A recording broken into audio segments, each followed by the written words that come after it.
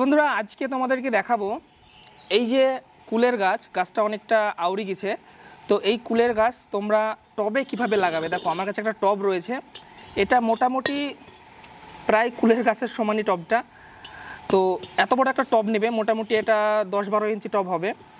তো এই দেখে নাও, তো এই কুলের গাছ তোমরা টবে কিভাবে লাগাবে, কি মাটি ইউজ করবে আর মাটির সাথে কী কী মেশাবে, সমস্ত কিছু কিন্তু দেখাবো আজকের এই ভিডিওতে। তো গাছটা আমি আজ সকালে নার্সারি থেকে নিয়ে এসেছি, দেখতেই পাচ্ছ গাছটা কিন্তু অনেকটাই সকালে নিয়ে এসেছি, তার প্রচুর রোদ পড়ছে এখন, তো পাতাগুলো মরা মরা হয়ে গেছে, বাট কোনো চিন্তা নেই, এগুলো সকাল পর্যন্ত আবার তাজা হয়ে যাবে, ঠিক আছে।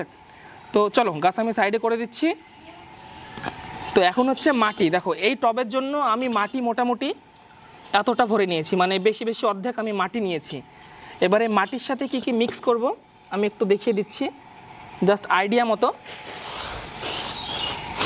ওই দেখো এখানে রয়েছে আমার ভার্মি কম্পোস্ট বা কেঁচো সার।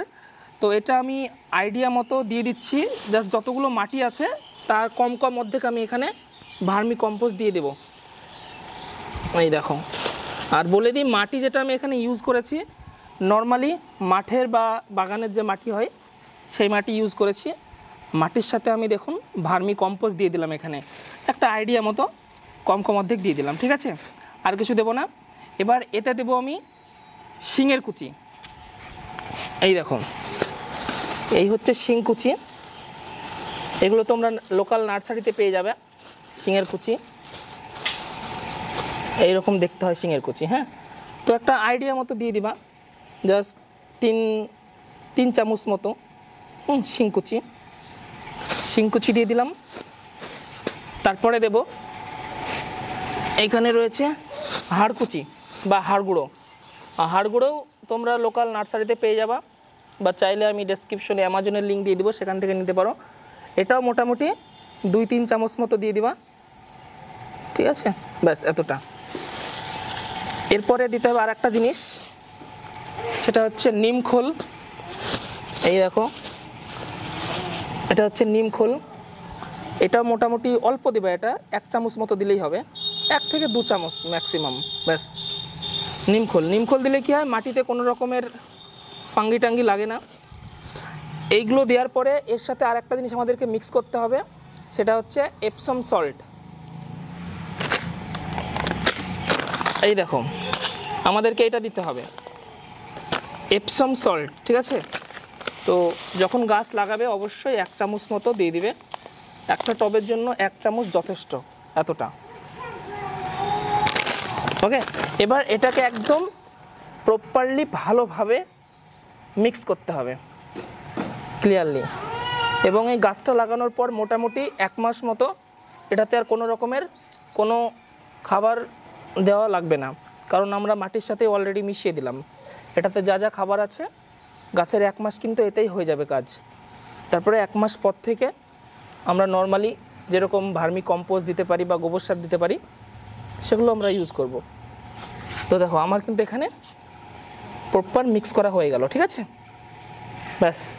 এবার কি করব, এই যে টব আছে, টবে আমার এখানে একটাই ফুটো আছে। তো তোমাদের দেখবা তোমাদের টবে কতগুলো ফুটো থাকে, তোমার একটাই আছে। এরকম একটা খোলাং কুচি নেবে, এই ফুটোর উপরে দেবে, ঠিক আছে, দিয়ে জাস্ট মাটি দিয়ে দিবে,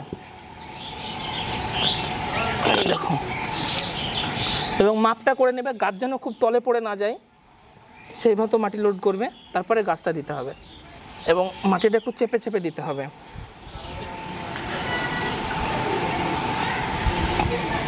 ব্যাস, ঠিক আছে। আমি এতটাই মাটি দিলাম। এবার কি করব, এটাকে আমি জাস্ট লাগিয়ে দেব, এই দেখো, ঠিক আছে, খুলে নিলাম, দেখো জাস্ট বসিয়ে দিলাম। এখানটায় নিয়ে আসো সোজা করে, বসিয়ে দিলাম গাছটা সোজা করে। বসানোর পর এবার আমি মাটিটা ফিল করে দেবো। দেখো আমি টবের কিন্তু এখানে অনেকটাই খালি রাখবো, কারণ পরবর্তী সময়ে গাছে আবার খাবার দিতে হবে, তখন কিন্তু আস্তে আস্তে আস্তে আস্তে এটা পূরণ হয়ে যাবে টবটা। তো এখন বেশি মাটি ভরার দরকার নেই, অল্প মাটি দিতে হবে যাতে অর্ধেক টবটা ফিল হয় আমার।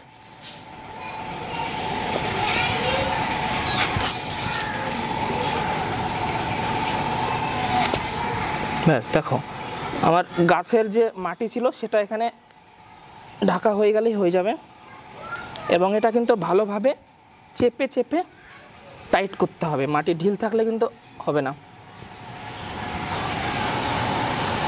এই দেখো ব্যাস আমি যে পরিমাণ মাটি নিয়েছিলাম আমার কিন্তু এখানে একদম এক্স্যাক্ট হয়ে গেল।